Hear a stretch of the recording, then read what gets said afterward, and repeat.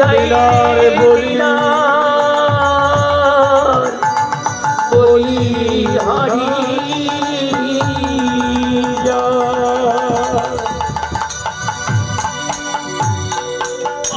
আজ মদময় ছিলাম বৃন্দাবন, বৃন্দার সহিত বন ছিলাম বৃন্দাবনে।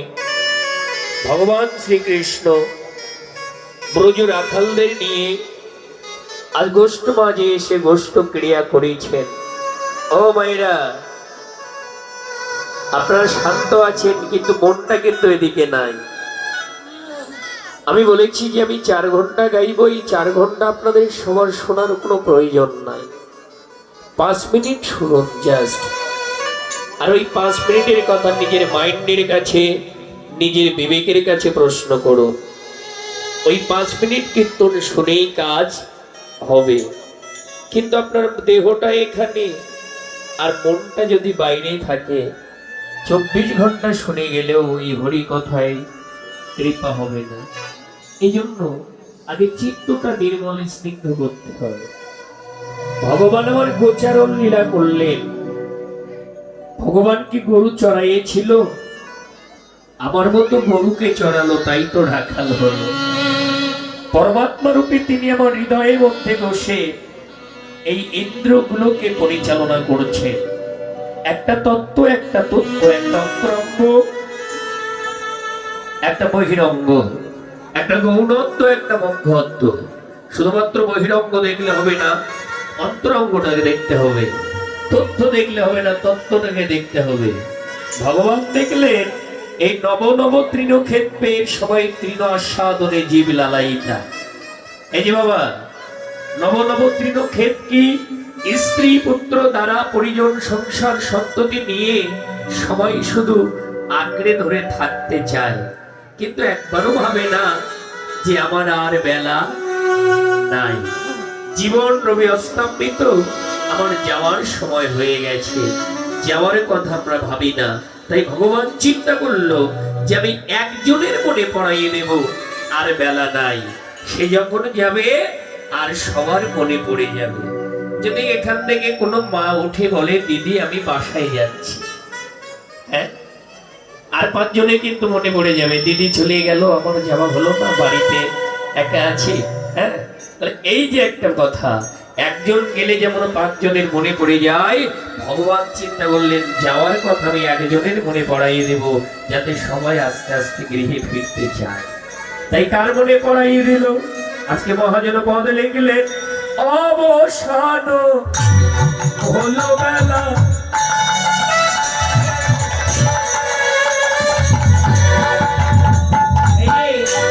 ছাড়িয়া নদ খেলা,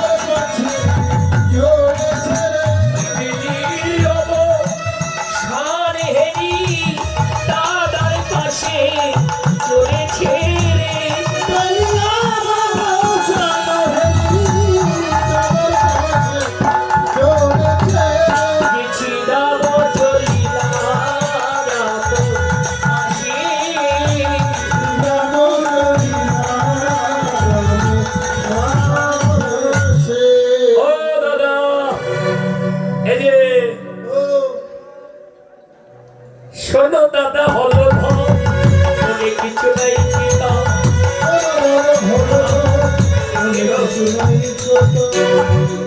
আপনি হাঁটছেন কেন?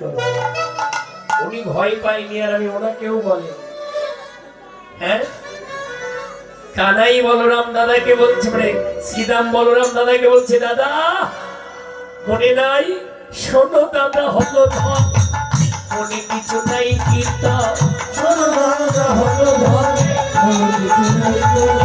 রানী কি বা মরিবে হুতাশে